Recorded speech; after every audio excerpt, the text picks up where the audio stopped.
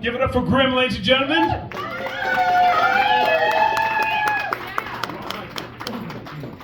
You good? All right. Stop, stranger, stop. Don't pass me by. As you are now, so once was I. As I am now, soon you shall be. So pray, prepare, and follow me. That's the line that I would use when I would open up my ghost tour nights back in Washington State. I'd be surrounded by a crowd of people anxiously awaiting to hear stories of death, debauchery, murder, crime, mayhem. That got me interested as I told these stories about what could have taken place in other parts of the country, so I hit the archives. I hit the road. My wife and I traveled the land seeking out those stories of death and debauchery. And then we found ourselves in the city of Jackson. Little did we know when we got here that I would find a tale so confusing and twisted that it left my own brain at a loss as to what the hell did I just research. You see, I grew accustomed to telling stories that had a conclusion that made sense. But this particular story that's rooted in the history of this community took place in November 1883 with a family that was so well known that when they came up dead, it really did surprise the community on a whole. It starts with Jacob Crouch, a local businessman, had great wealth by the standards of those days. He was reported to have approximately $1 million in cash, $23 million in today's money, as well as over $1 million worth of cattle back in Texas. Enters another character of tonight's tale, Moses. That was the man that was coming into town to purchase some of that cattle. He was known to carry great amounts of cash on him, money that he would use to facilitate transactions of cattle buying throughout the region. And he was personal friends with the Crouch family, so it made sense that he would stay the night at their location. A decision that he wouldn't be able to regret by the next morning. You see, it literally was a dark and stormy night. Very seldom do I get to start a ghost story with that phrase, and it be honest, it was a dark and stormy night. In fact, the storm was vicious. Thunder crashing, wind blowing, driving rain, hail. A storm like no other had been seen in this part of the country. I dare say even since then, when you consider the source of the storm was actually a volcano, Krakatoa, had erupted just a few days prior. And because of that, it created a storm that was so noisy, the neighbors in the surrounding community could not hear the gunshots that rang through that night, masked behind the sounds of thunder. That storm blew so hard that even the servants that were living throughout the house did not hear the murders that took place. You see, on the morning of November 23rd, one of the house help upstairs opened his eyes and climbed out of a trunk that was sitting at the foot of a bed. A trunk that he had climbed through or into the night before. And the reason he did is because he had looked out his window to observe this storm, and he saw somebody outside with a lantern held high, walking around the house. This scared the servant, and he chose to hide. He is the only known witness to what took place, because at next morning, at approximately 5:30, he found the courage to climb out of this trunk and creep down the stairs and enter Jacob Crouch's room. And what he found there was a man who appeared to be sleeping, laying on his side, facing the wall. He could have been mistaken for sleeping if it weren't for the massive hole in the back of his head. This put the servant in a state of panic, and he ran through the kitchen and out the door and to the nearest neighbor the son-in-law of Jacob Crouch, where he and his daughter lived. He reported what he had seen, and the family came running. By the time they got there to see what had happened, other neighbors had heard rumor of something that happened through the night, and they also assembled in the front lawn. By the time authorities gathered, there was a crowd. A train had even stopped alongside the home and allowed passengers to disembark. And when the sheriff arrived and walked into the home, what he did find was a crime scene so contaminated that there was no way he would be able to gather legitimate evidence. Contaminated by gawkers that were sitting with the corpse of Jacob Crouch, posing with him. There was a photographer taking pictures and charging money. The sheriff pushed people through and out of the home. He chose to walk through the rest of the house to discover, to his horror, that Jacob's oldest daughter, 38 years old, pregnant, also shot and dead. Only she was awake when it started because she had defensive wounds, 2 bullets through the arm, a bullet through the shoulder, a bullet through the neck, and a final one through the head. And laying next to her, her husband, a local doctor and pharmacist, also shot dead.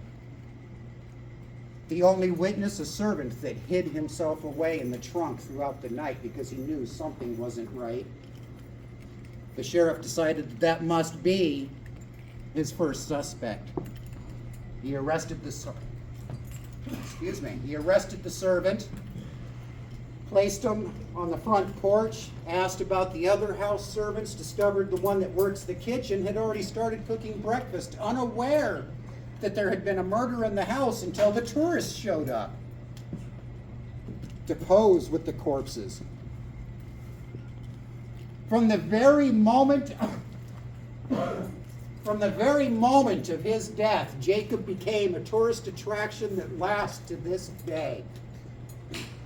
Every year on the anniversary of his death, carloads of people stop at the local cemetery where he's buried just to observe a possible ghost sighting that's rumored to take place. More on that in a moment. The sheriff arrested 2 house servants that day, questioned them both, determined that they could not have been capable of committing such an atrocious act. He released them. The coroner discovered upon the autopsy that all 3 victims had been chloroformed, not this way through the mouth to inhale, but through the consumption of the house wine, had been tainted with chloroform. He said it was easy to kill the 3 of these victims. They were laid out on their beds like pigs for slaughter. Who could have done this? The rumors started flying all through the community, and not just here. This made New York Times, the Boston Post. It made it all the way out to newspapers and publications in Los Angeles. This was the murder of the century. By all accounts, a multimillionaire, his oldest daughter, her husband, all 3 shot dead. Suspects included everything from his children. You see, Jacob, he showed favoritism towards his children. He had 6 of them. The daughter that died was his known-to-be favorite. The child that was his least favorite was his youngest son. When he was born, the labor was so hard on the wife that Jacob's wife died giving birth, leaving behind a son that he immediately resented, and treated him with that resentment throughout the course of this son's life, who was by chance born club-footed, so he walked with an extreme limp, and he had a special shoe made with a large rubber sole so he could walk somewhat normal. And that's how he became suspect number 3, because you see outside of the home, what the sheriff found were footprints in the mud that matched the possible gait of a man with a bad club foot and an adjusted shoe. So obviously he must have done it. The community wasn't surprised. They knew that Jacob treated his son as if he was the black sheep of the family, the one to hide away, the one that didn't deserve to even be in the will. But it became clear that he did not commit this crime. He was also considered too simple to accomplish such a heinous act. Rumor throughout town people started saying and talking in the back alleys and the bars and the salons, you know, Jacob hated the banks. He despised the banks. His wealth was in the house, buried on his property.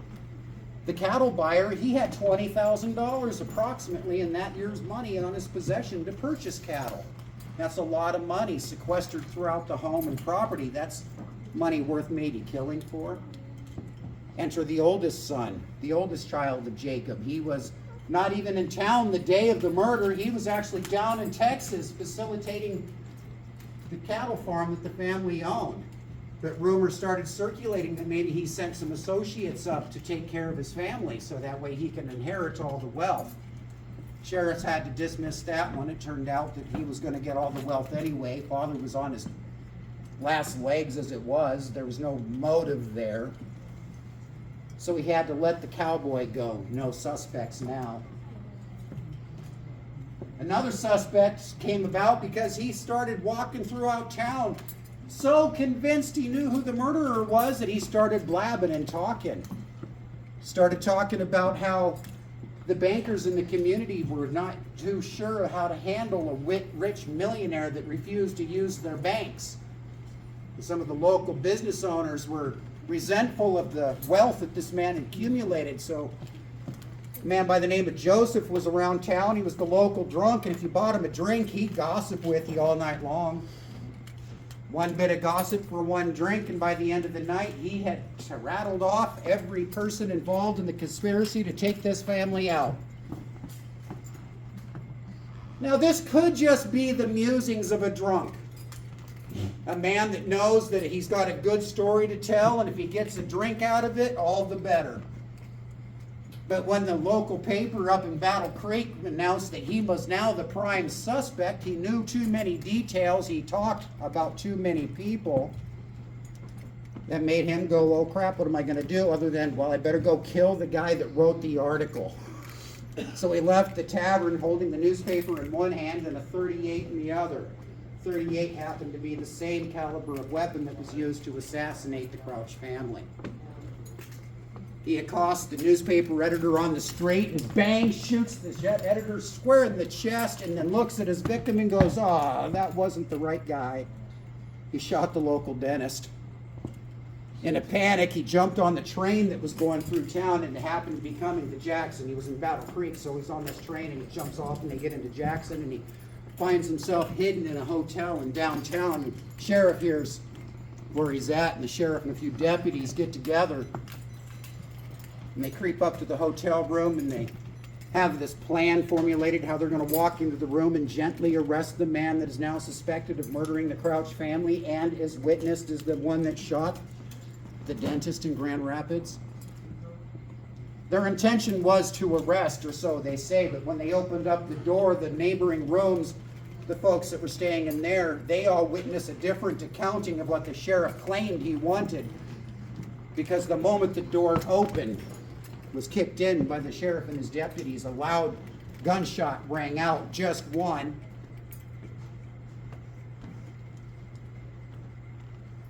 Jacob was sitting in a chair in the hotel room. Now his brains were on the back wall. Local police say he pulled the gun, we fired in self-defense. But then another deputy said, no, he did it to himself. So now we got two conflicting stories from two different deputies and a sheriff that's saying, what the heck is going on here? Because you see, he himself was starting to become victimized by these murders. His deputies were being accosted in the streets. They wanted solutions. They wanted to know who killed the Crouch family. But there was another aspect to the community that didn't want solutions. They didn't want to know who it was. And one day, one of the sheriff deputies was walking down Hanover Horton Road early in the evening, heading home.